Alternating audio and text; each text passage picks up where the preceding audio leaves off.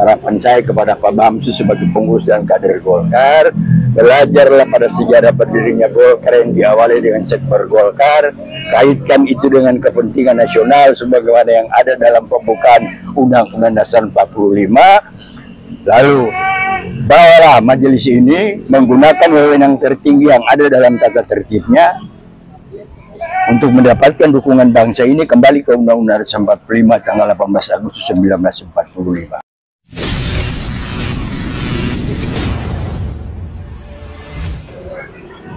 Assalamualaikum warahmatullahi wabarakatuh.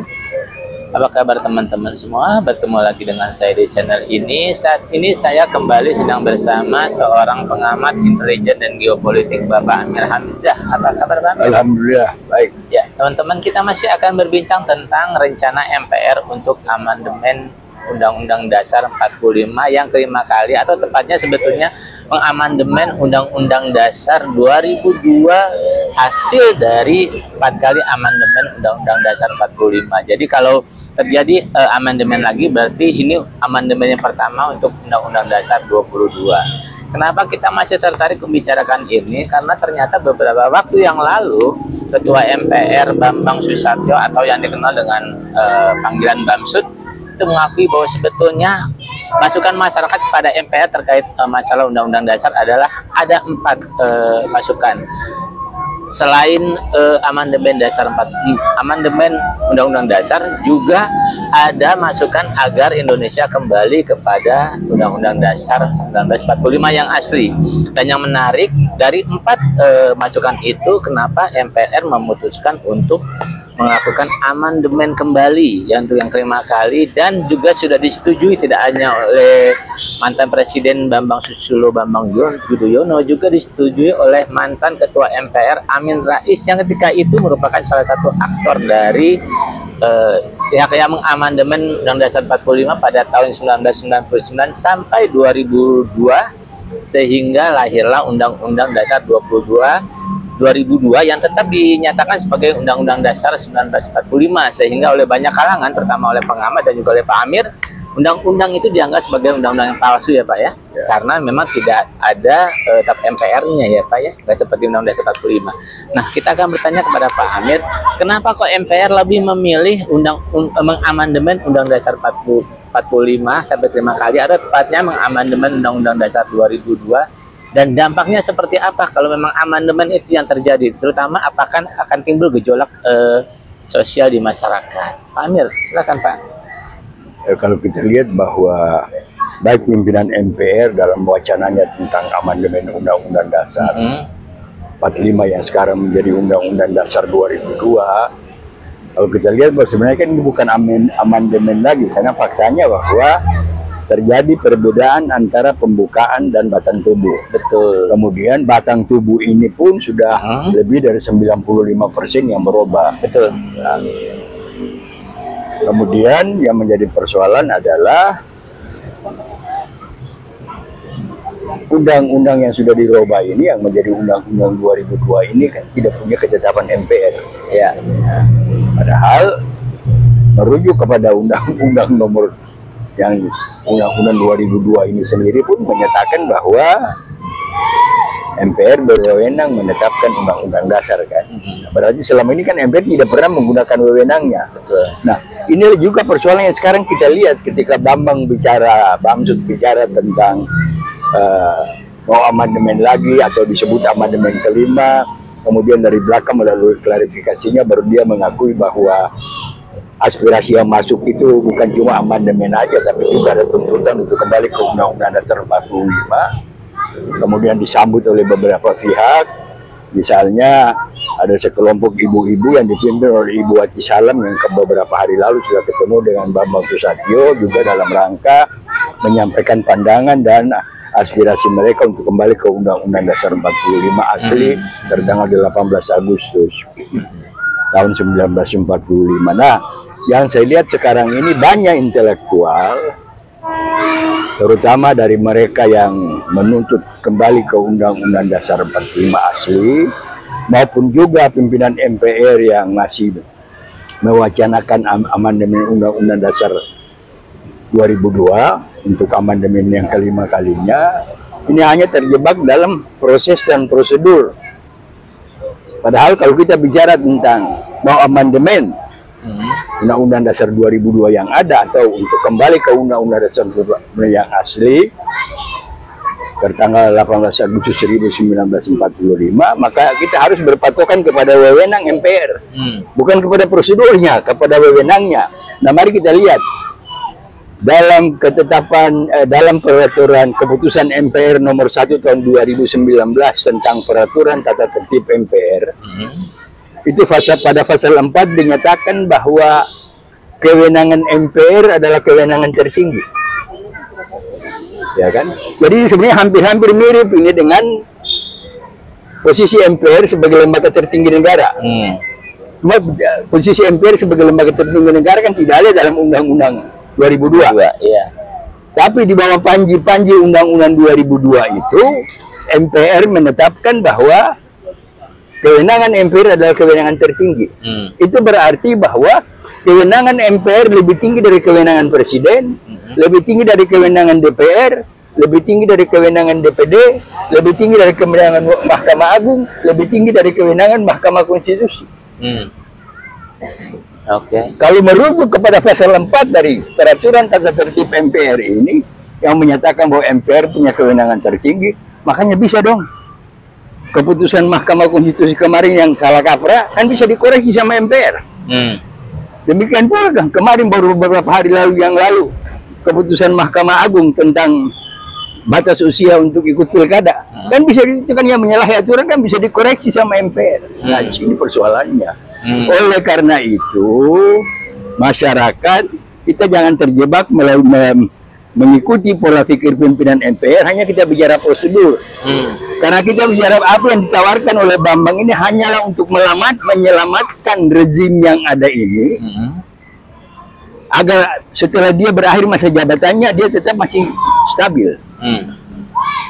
Kedua, sejarah membuktikan kalau dulu misalnya ada testimoni tentang bagaimana proses perjalanan sidang umum MPR pada waktu mengamandemen Undang-Undang Dasar 1945 menjadi Undang-Undang Dasar 22 mulai tahun 1999 sampai tahun 2002. Itu kan kita lihat bahwa ada orang asing di sana, ada yang bawa dolar berkarung-karung di sana. Berarti kan ada intervensi. Nah, sehingga kita bisa menyatakan bahwa sebenarnya adalah amandemen Undang-Undang Dasar 45 yang dilakukan selama 4 kali oleh MPR ini merupakan pengkhianatan terbesar kepada proklamasi kemerdekaan. Oleh karena itu, kita ingin mengingatkan bahwa pimpinan MPR khususnya Pak Bamsud sekarang jangan bicara lagi tentang amandemen kelima. Karena ini kan berarti mengulangi pengkhianatan yang pernah dilakukan oleh MPR pada proses persidangan 1999 sampai dengan 2002. Nah, makin hari kan makin menggejala. Pimpinan tuntutan masyarakat untuk kembali ke Undang-Undang Dasar 45 yang asli, karena untuk menyelesaikan segala salah kaprah, pelanggaran aturan, pelanggaran perundang-undangan yang dilakukan oleh rezim Jokowi ini tidak ada masalah lain. Berbagai pihak, para intelektual, para guru besar, pimpinan DPD sendiri yang belum bersuara itu barangkali adalah DPR, karena DPR kan partai-partai politik yang merupakan bagian dari oligarki yang sekarang ada ini kan. Nah, oleh karena itu maka masalah yang harus kita fokus bicarakan sekarang adalah menuntut dan mendesak MPR untuk menggunakan wewenangnya, wewenang tertinggi tadi. Nah, wewenang tertinggi tadi kalau menyangkut Undang-Undang Dasar, maka ada dua.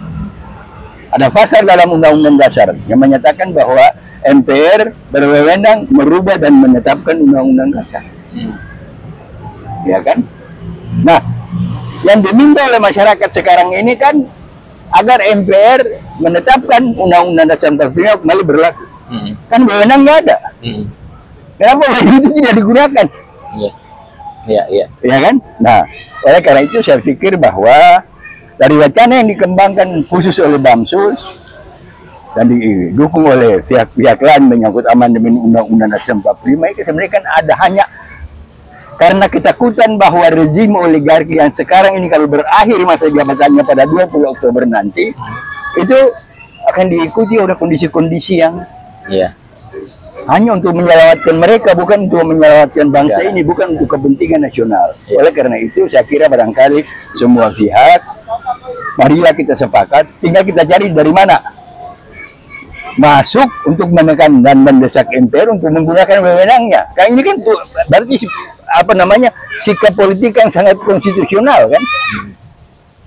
Nah, seperti saya katakan tadi, pasal 4 dari peraturan tata tertibnya menyatakan bahwa MPR punya kewenangan tertinggi. Jadi kewenangan MPR itu kan lebih tinggi dari kewenangan presiden, lebih tinggi dari kewenangan DPR, MPR, Mahkamah Konstitusi, Mahkamah Agung. Tapi kan masalahnya gini, Bapak kan tadi udah bilang bahwa rencana amandemen MPR ini yang dipimpin oleh Bansus ini sebetulnya untuk kepentingan rejim ini kalau sudah berakhir, untuk menyelamatkan mereka gitu ya. Nah, sementara kita tahu Undang-Undang 2002 itu membuat negara kita rusak karena dirubah dari demokrasi Pancasila, jadi sistem negara yang berdasarkan Pancasila menjadi negara liberal kapitalisme. Menurut Bapak, memang berani itu si Bamsud memenuhi aspirasi masyarakat untuk kembali aja ke Undang-Undang Dasar 45, jangan diamandemen? Mungkin nggak berani nggak dia? Segala yang terjadi sekarang ini, pengaruh kapitalisme, liberalisme, imperialisme, bahkan komunisme yang makin menggejala.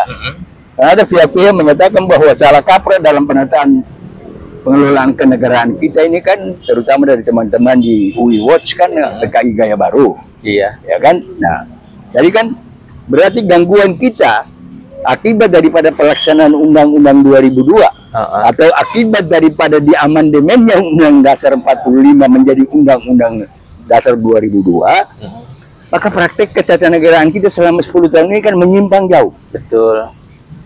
Ya kan? Terjadi keliru segala macam. Yang nanti kita lihat juga adalah perubahan dari cara-cara berpolitik dan cara-cara demokrasi yang nanti bisanya kalau kita wawancara khusus mengenai masalah pilkada. Akan kita lihat kenapa sekarang dibikin pilpres dan pilkada itu langsung serentak. Pilpres, pilkada serentak, itu kan ada apa? Ini karena mereka belajar dari masa lalu.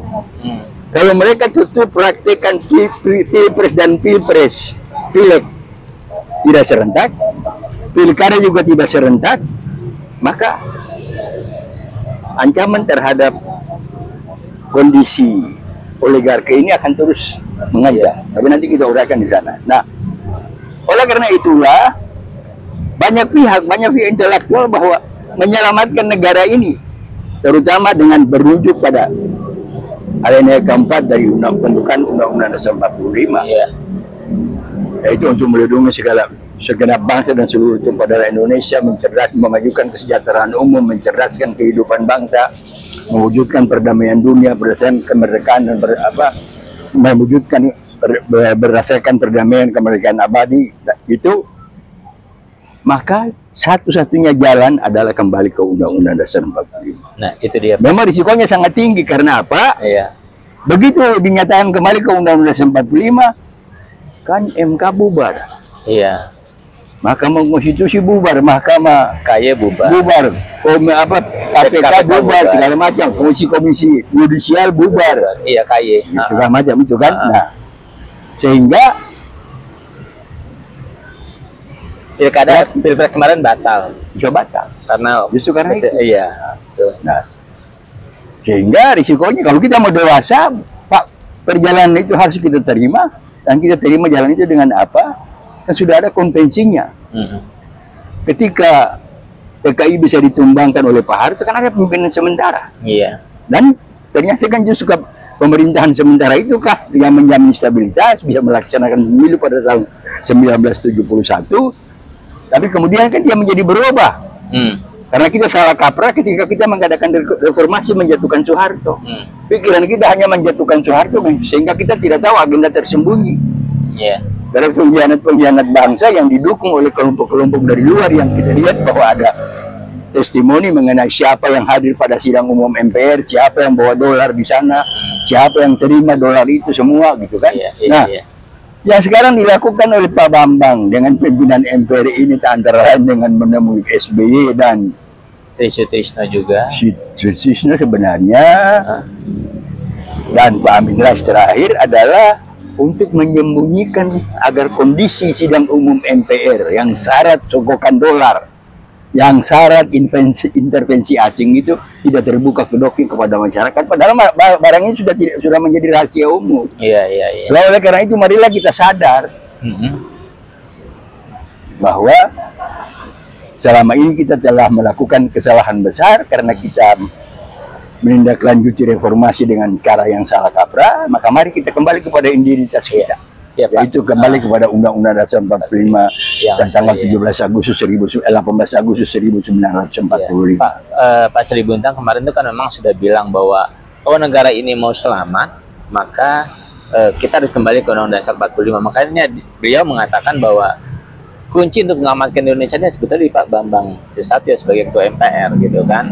Nah tapi dari penjelasan Bapak tadi kan jelas bahwa kayaknya nggak mungkin deh Bambang itu bisa berani untuk kembali ke Undang-Undang Dasar 45 karena memang ada kepentingan-kepentingan tertentu, terutama kepentingan rejim sekarang ini. Nah, Bapak kan di Hizbullah Indonesia nih. Nah, Hizbullah Indonesia kita tahu merupakan salah satu organisasi gerakan yang menginginkan agar kita kembali ke Undang-Undang Dasar 45. Dengan adanya kondisi seperti ini, dengan rencana MPR yang tetap akan mengamandemen, apa Pak kira-kira yang akan dilakukan oleh Hizbullah Indonesia? Akan datang ke MPRK atau gimana? Itu yang sudah saya tawarkan dari beberapa rapat kemarin adalah kita harus membangun komunikasi untuk melakukan tekanan kepada MPR. Selama ini kan ketika baik yang kemarin dibicarakan oleh Pak Sri Bintang lewat podcastnya maupun yang dibicarakan oleh Ibu Wati Salam dengan rekan-rekannya yang kemarin ketemu dengan Pak Bamsud, itu kan masih berkisar antara proses dan prosedur. Yang harus kita lakukan sekarang ini adalah bagaimana melakukan komunikasi konsolidasi dengan berbagai komponen bangsa untuk menekan MPR menggunakan wewenangnya. Ya kan? Bahwa aspirasi masyarakat sudah menjadi makin menggejala ini kan. Karena kalau kita lihat dari wacana-wacana yang dikembangkan oleh Pak Lanyala sebagai Ketua DPD setelah beliau melakukan kunjungan ke berbagai perguruan tinggi, berbagai daerah dan lain-lain sebagainya, kan banyak masukan kepada beliau untuk kembali ke Undang-Undang 45 yang asli. Nah itu kan telah berulang kali beliau wacanakan. Nah barangkali lewat DPD sebagai bagian dari MPR itu untuk menekan MPR menggunakan wewenangnya. Karena apa? Salah satu harapan dari Bambang, dari pimpinan MPR sekarang adalah menetapkan MPR sebagai lembaga tertinggi negara. Lah, yang sekarang sudah ditaruh wewenang tertinggi aja dia nggak bisa lakukan. Betul. Iya kan? Nah, sementara itu jalan yang paling tepat dan yang paling mulus untuk menjadikan MPR lembaga tertinggi negara, ya kembali ke Undang-Undang 45 asli tentang 18 Agustus. Tadi kan Bapak mengatakan ini MPR-nya harus ditekan gitu ya, agar mau kembali. Kalau Bapak, dengan aksi massa itu cukup efektif nggak sih, atau memang harus ada upaya lain karena selain ini demo-demo yang yang saya bilang tadi, nanti andai kata desakan-desakan itu kalau kita lakukan tidak juga bisa timbul shock, bisa timbul social shock. Bisa timbul dalam bentuk revolusi sosial, bisa timbul macam-macam. Karena apa? Di mana-mana orang udah lapar. Di mana-mana harga tambah mahal. Di mana-mana pajak naik segala macam. Daya beli masyarakat makin berkurang. Kemarin hari Jumat itu dolar sudah 16.400 sekian. Nah, kalau tidak dikendalikan secara baik, bisa-bisa akhir bulan Juni ini bisa 17.000 gitu kan. Kemudian masalah IKN.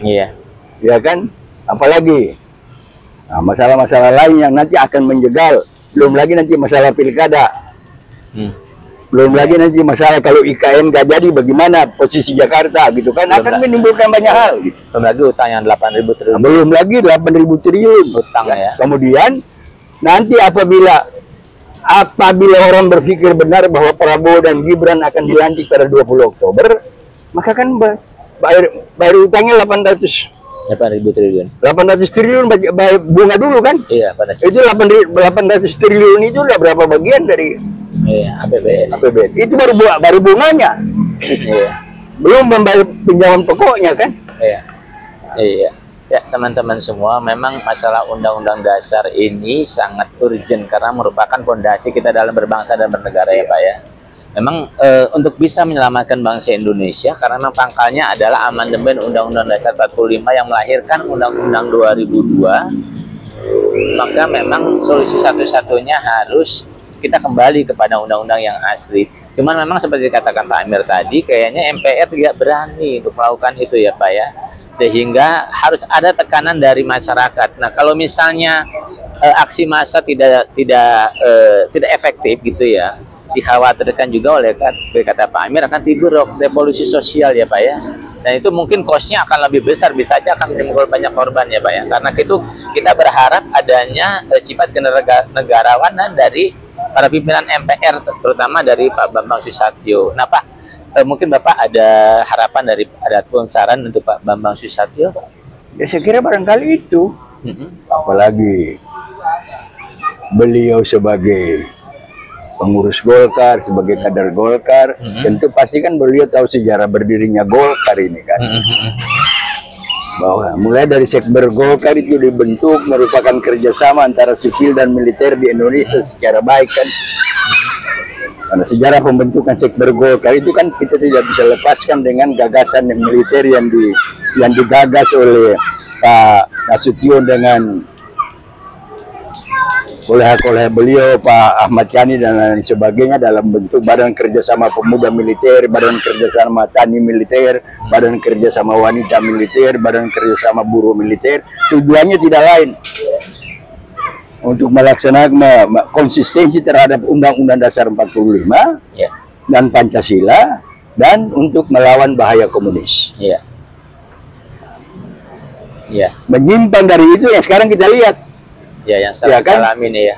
Golkar sudah dituduh kalau komunisme gaya baru dan lain sebagainya. Betul. Nah, ini menunjukkan bahwa harapan saya kepada Pak Bamsu sebagai pengurus dan kader Golkar, belajarlah pada sejarah berdirinya Golkar yang diawali dengan Sekber Golkar, kaitkan itu dengan kepentingan nasional sebagaimana yang ada dalam pembukaan Undang-Undang Dasar 45.